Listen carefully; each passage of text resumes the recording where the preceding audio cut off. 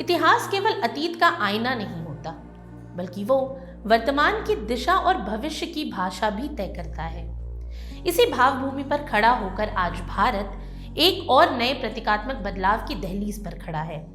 ये बदलाव जो राजभवन जैसे औपनिवेशिक अवशेषों को नई जन संबद्ध पहचान देने का प्रयास है।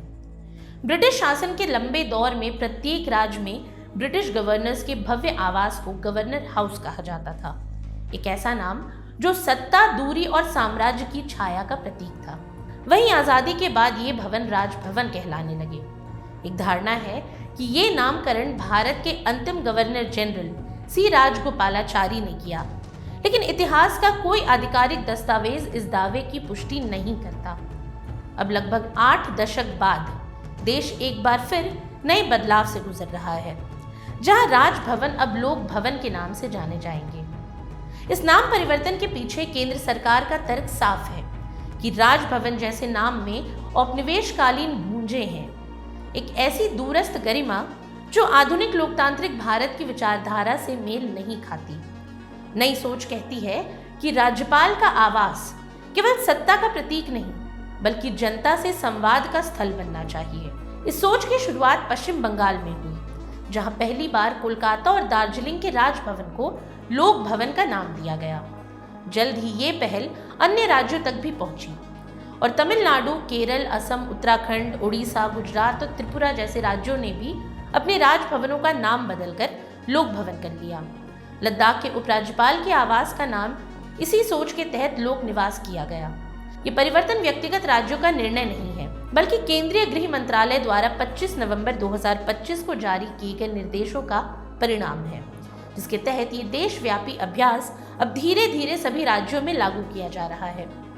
वहीं दिलचस्प बात यह है कि ये परिवर्तन राज्य सरकारों के अधिकार में नहीं आता और न ही राज्यपाल स्वयं मनमाने ढंग से ऐसा कर सकते हैं।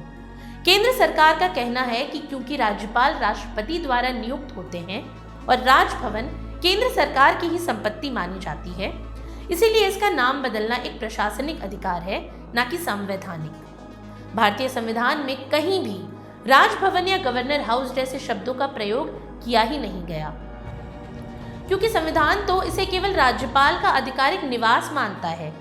इसीलिए नाम परिवर्तन की प्रक्रिया न तो विधानसभा से गुजरती है, न ही संसद से।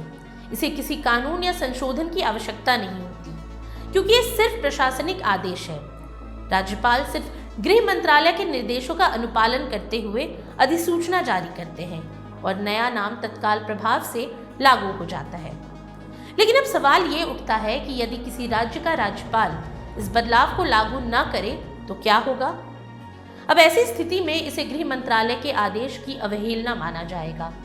केंद्र सरकार स्पष्टीकरण मांग सकती है और जरूरत पड़ने पर राष्ट्रपति की मंजूरी से कार्रवाई या स्थानांतरण की अनुशंसा भी कर सकती है।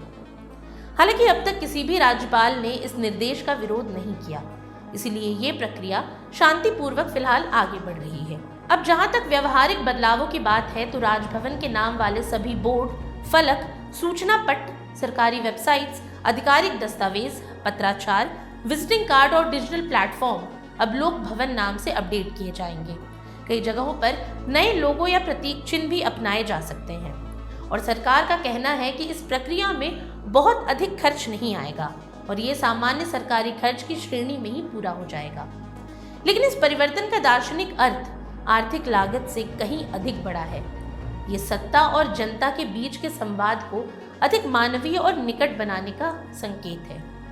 अब आखिर में ये समझना महत्वपूर्ण है कि इतिहास के बड़े बदलाव कभी अचानक नहीं आते, वे धीरे धीरे सामाजिक धारणाओं में जगह बनाते हैं। औपनिवेशिक औपचारिकताओं से आधुनिक लोकतांत्रिक मूल्यों की ओर ये नाम परिवर्तन उसी यात्रा की एक कड़ी है, क्योंकि नाम बदलना केवल शब्दों का फेरबदल नहीं होता, ये मानसिकता का पुनर्निर्माण होता है। और जब जनता ही राष्ट्र की आत्मा है, तो भवन भी जनता के नाम से ही क्यों न सुशोभित हो। आज के लिए इतना ही। ये सामग्री आपके लिए जुटाई थी उर्वशी शेखर ने और वीडियो संयोजन किया था राहुल कुमार ने। ये वीडियो आपको कैसा लगा हमें कमेंट सेक्शन में ज़रूर बताएं और ऐसी तमाम रोचक जानकारियों के लिए बने रहिए स्वराज पोस्ट के साथ। और अब तक अगर आपने हमारे यूट्यूब चैनल को सब्सक्राइब नहीं किया तो अभी जाकर करें और फेसबुक पर हमारे पेज को लाइक और फॉलो करना ना भूलें।